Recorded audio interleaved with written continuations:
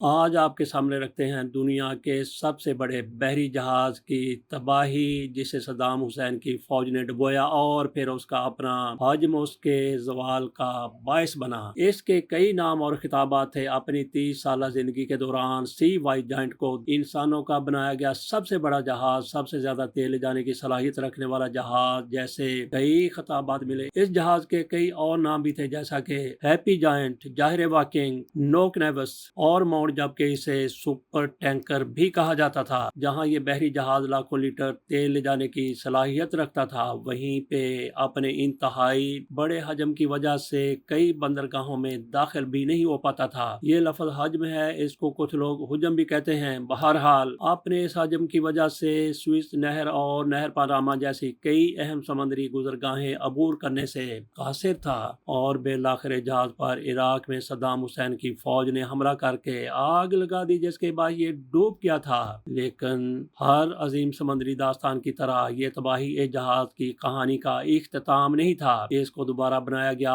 اور یہ اس کے بعد بھی کئی برسوں تک فعال رہا۔ اس سپر ٹینکر کو ابتدائی طور پر 1979 میں جاپان کے شہر اوپاما میں واقع سومیتو ہیوی انڈسٹری شپ یارڈ میں بنایا گیا تھا۔ کئی ذرائع کے مطابق اس جہاز کی تعمیر کا حکم یونانی کاروباری شخصیت نے دیا تھا، تاہم اس کی تیاری مکمل ہونے کے بعد اس نے اسے خریدا نہیں تھا۔ بالآخر 1981 میں ہانگ کانگ کے ایک بزنس مین ٹنگ چاؤ ینگ نے اسے خرید لیا۔ وہ ایک سمندری جہاز رانی کی company Orient overseas container line کے مالک تھے۔ ہانگ کانگ کے میری ٹائم میوزیم کے مطابق خریدنے کے بعد جہاز کے نئے مالک کو لگا کہ اس کو مزید بڑا ہونا چاہیے، چنانچہ اس میں نیا حصہ جوڑ کر اس کو مزید بڑا کر دیا گیا، جس کے بعد اس کے تیل لے جانے کی صلاحیت 1,40,000 ٹن کا مزید اضافہ ہو گیا، اور اس سپر ٹینکر کی لمبائی ریکارڈ 458.45 میٹر تھی۔ یہ ملیشیا کے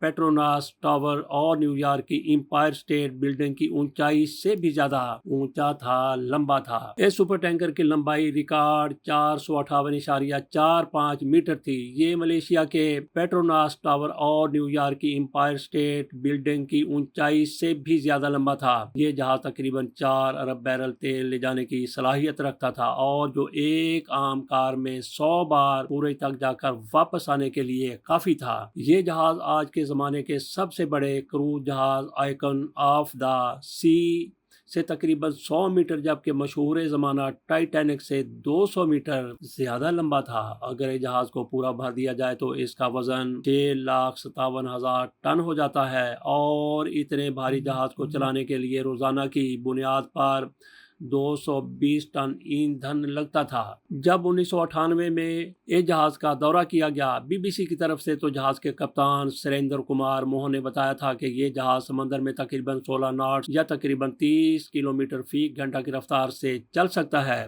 جہاز کے کپتان کے مطابق اس کو کسی مخصوص مقام پر روکنے کے لیے کم از کم 8 کلومیٹر پہلے بریک لگانا پڑتی تھی، اور اس کو مختلف سمت میں موڑنا بھی ایک مشکل عمل ہوتا تھا، اور اس کے لیے 3 کلومیٹر کی جگہ چاہیے ہوتی تھی۔ جنگی مقاصد لیکن جو جہاز کا دورہ کیا گیا تھا وہ دوبارہ تعمیر شدہ تھا۔ مشرق وسطی اور مغرب کے درمیان تیل کی تجارت کے عروج پر اس سپر ٹینکر نے پوری دنیا میں نہ صرف تیل کی ترسیل کا کام کیا، بلکہ یہ ایک تیرتے ہوئے بڑے گودام کے طور پر بھی کام آیا۔ اس جہاز نے اپنی آخری مہم مئی 1988 میں اس وقت پوری کی جب وہ ایرانی جزیرے لارک پر لنگر انداز تھا۔ اس وقت خلیج فارس میں عراق اور ایران کے درمیان جنگ اپنے آخری مراحل میں تھی۔ بنا کسی وارننگ کے صدام حسین کی فوج نے اس پر بموں سے حملہ کر دیا۔ اس کے نتیجے میں جہاز میں آگ لگ گئی اور وہ ڈوب گیا۔ جنگ کے خاتمے کے بعد ناروے کی ایک کمپنی نارمن انٹرنیشنل نے اس جہاز کو بچانے میں اپنی دلچسپی ظاہر کی، اور 1991 میں 3,700 ٹن سٹیل کا استعمال کرتے ہوئے اس کی دوبارہ مرمت کی گئی اور اسے دوبارہ تیرنے کے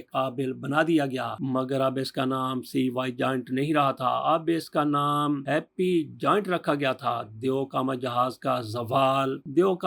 کا زوال مرمت کے بعد یہ سپر ٹینکر ایک بار پھر فعال ہو گیا، مگر اب یہ مرچنٹ ٹرانسپورٹ فرم کے ایس کی ملکیت تھا اور اس کا نام بدل کر جاہر وائکنگ رکھ دیا گیا تھا۔ مگر 90 کی دہائی میں جہاز رانی کی صنعت میں کم ایندھن خرچ کرنے والے ٹینکرز کا استعمال بڑھنے لگا اور اس معاملے میں جاہر وائکنگ کی شہرت کچھ خاص نہ تھی۔ اس کے علاوہ اس کا حجم اس کے زوال کی ایک اور وجہ بنی، کیونکہ اپنے سائز کے باعث یہ سوئز کینال اور پاناما کینال سے گزر نہیں سکتا تھا۔ 2004 میں ناروے کی ایک اور فرم نارویجن فرسٹ اولسن ٹینکرز نے اسے خرید کر ایک تیرتے ہوئے تیل کے گودام میں تبدیل کر دیا۔ اس کا نیا نام نوک نیوس رکھا گیا اور اسے قطر کے ساحل پر لے جایا گیا۔ بالآخر 2009 میں اس نے کام بند کر دیا۔ اس وقت اس کا نام ایک بار پھر بدل کر ماؤنٹ رکھ دیا گیا اور اس کے ٹکڑے ٹکڑے کرنے یعنی سکریپ بنانے کے لیے اسے انڈیا لے جایا گیا۔ سی وائی جائنٹ کی آخری آرام گاہ وہی بندرگاہ بنی جہاں